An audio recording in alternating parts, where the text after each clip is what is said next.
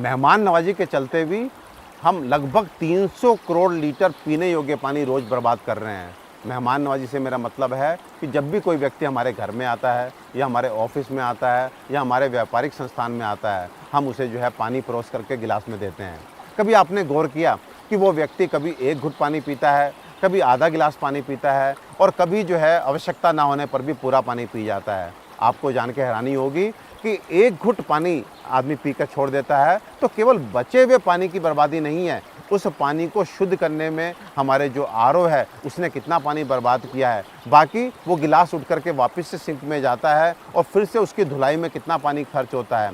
और साथ में जो व्यक्ति प्यास ना होने पर भी पानी को पी जाता है क्योंकि उसके शरीर की आवश्यकता नहीं थी, इसलिए आधे घंटे बाद 1 घंटे बाद शरीर जो है मूत्र के रूप में उस पानी को निकाल देता है। उसके बाद फ्लश करना, हाथ धोना इत्यादि यदि हम सबको जोड़ें तो आपको जान के हैरानी होगी कि यदि हमारे देश में हम कुल परिवारों की संख्या देखें, व्यापारिक संस्थानों की संख्या देखें तो लगभग 30 करोड़ जगह ये काम यदि एक बार भी दिन में होता हो तो ये आंकड़ा 300 करोड़ लीटर पीने योग्य पानी की बर्बादी का बैठता है। तो भाइयों, मैं आपसे कहना चाहता हूँ कि आप मेहमान नवाजी का तरीका बदलें, यानी कि जिस तरह आप किसी को खाने पे बुलाते हैं और डाइनिंग टेबल पे आप सब्जी का, दाल का, सलाद का आप बाउल रख के उसके सामने खाली प्लेट रख करके जो है उसको स्वतंत्र छोड़ते हैं कि वो अपनी इच्छा के अनुसार जो है कितनी मात्रा में खाना है, कौन सी चीज़ खानी, आप स्वतंत्र छोड़ते हैं। और आपसे एक बात पूछता हूँ, यदि वो व्यक्ति जो है आधी कटोरी सब्जी, आधी कटोरी दाल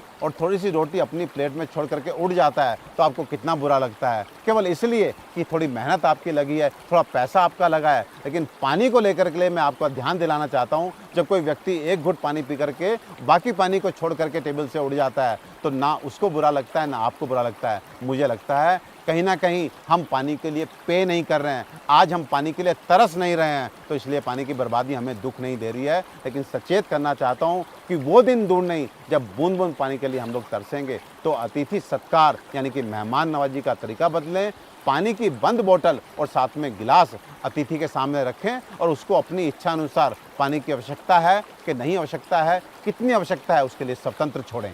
भाइयों, किस बात का इंतजार कर रहे हैं? आखिर कब तक सरकारों को कोसते रहेंगे?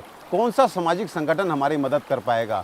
इस स्थिति को हमने ही पैदा किया है और हमारे खुद के प्रयास ही हमें इस संकट से बाहर लेकर के आएंगे। अब तो सुधरो, अपनी जिम्मेदारी को समझो। ऐसा ना हो कि आने वाली पीढ़ियां पानी के अभाव में हमें कोसते हुए खत्म हो जाएं।